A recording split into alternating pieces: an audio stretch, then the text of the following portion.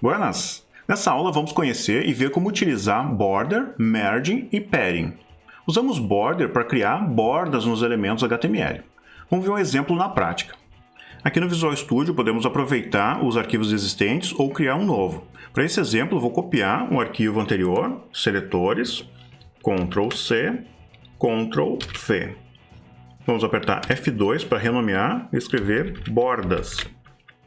Enter. Pronto. Agora nós temos uma cópia do arquivo anterior. Em Title, trocamos para Border, Margin, Padding. Podemos apagar todo o conteúdo do body e adicionar um parágrafo com a tag P, escrever Border. E aqui dentro da tag P, na tag de abertura, vamos adicionar uma class e chamar de borda1. Podemos salvar e abrir o nosso CSS. Podemos apagar esse conteúdo aqui e criar nossa classe borda1. Então, ponto borda1, abre o bloco e aqui dentro nós vamos adicionar a propriedade border. Vamos adicionar os valores solid, espaço, 2px, espaço e uma cor. Com isso, vamos adicionar uma borda sólida com 2 pixels de espessura na cor azul. Podemos salvar o nosso arquivo CSS e abrir o nosso arquivo bordas. Criou uma borda sólida com 2 pixels de espessura na cor azul, conforme determinamos no CSS. E aqui podemos notar o comportamento padrão do HTML, que é ocupar toda a largura da página e a altura necessária para caber o conteúdo, nesse caso, a palavra border. Existem outros tipos de borda, como pontilhada, tracejada. Para ver isso, vamos no CSS e adicionar mais 2 classes. Então, aqui embaixo, vamos adicionar borda2. Vamos adicionar a propriedade border. E ao invés de sólida, vamos escrever dotted, que é pontilhada. Vamos colocar um tamanho maior, 5 pixels de espessura e uma outra cor. E aqui embaixo vamos adicionar mais uma classe, borda3, com a propriedade border, dashed, que é tracejada, com 5 pixels e com a cor verde.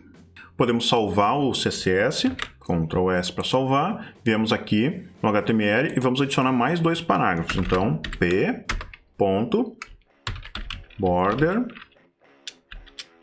2, pode ser. E aqui vamos adicionar a classe, class, border 2. E fazer a mesma coisa para o terceiro. Um parágrafo, p, border 3. E adicionar a classe, class, borda 3. Pronto. Ctrl S para salvar, F5 para atualizar. Agora criamos então aquela primeira que já existia, que é sólida, a segunda que é pontilhada com a cor vermelha e a terceira tracejada com a cor verde. Basicamente, só usamos as bordas para testar o layout enquanto estamos desenvolvendo, porque facilita na hora de ver onde cada elemento está posicionado. Diferente das bordas, as margens são usadas o tempo todo para ajustar o posicionamento externo dos elementos, afastando de outros elementos. Podemos usar o termo da borda para fora. Vamos ver como funciona. Vamos aqui no CSS e na classe borda1 vamos adicionar uma nova propriedade, margin, e podemos escolher left. Vamos adicionar o valor 50px.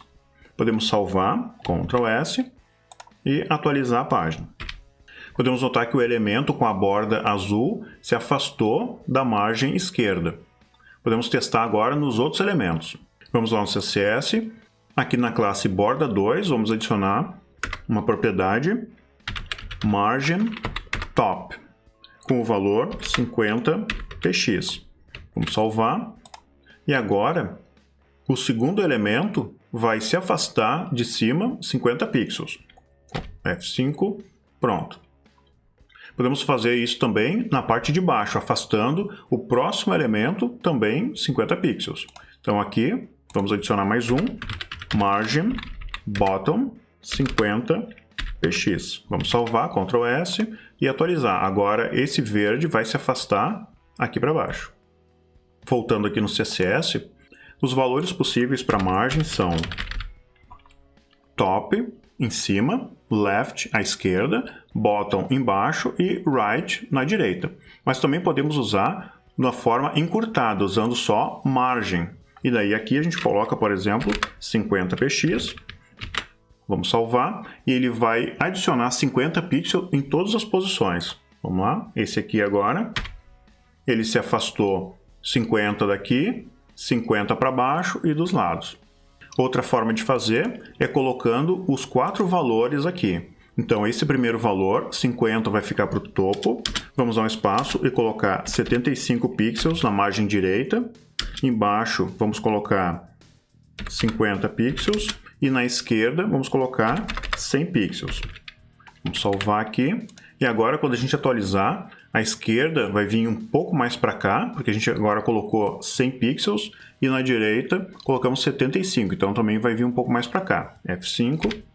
Então, aqui na esquerda foi adicionado 100 pixels, na direita 75 e 50 em cima e embaixo. Não tem como perceber agora, porque já tem uma margem afastando lá de cima, só se esse valor aqui fosse maior do que o valor lá, que já tem na parte de cima.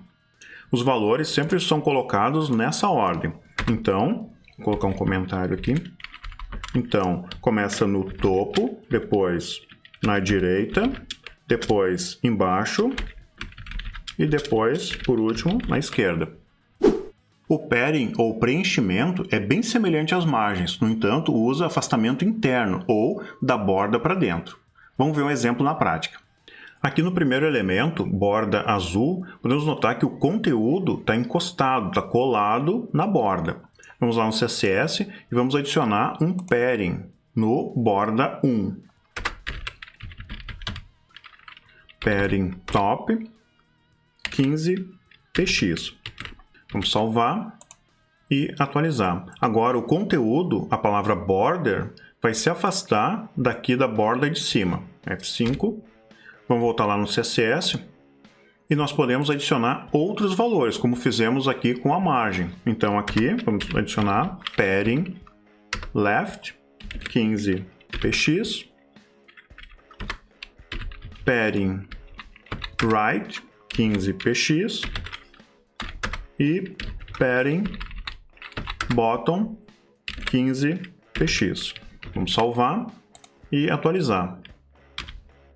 Também podemos adicionar o padding de forma encurtada, como fizemos aqui. Então, aqui no borda 2, vamos adicionar padding e vamos colocar 15px para top, 25px para a direita, 15px para baixo, bottom, e 25px para a esquerda. Então vamos salvar e quando a gente atualizar, esse borda 2 vai se afastar 15 em cima e embaixo e 25 nos lados. F5, pronto.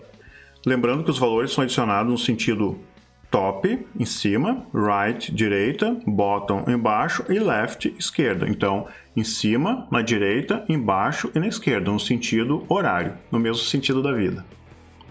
Nessa aula, vimos como utilizar border, margin e padding. Na próxima aula, vamos aprender sobre box model, height e width.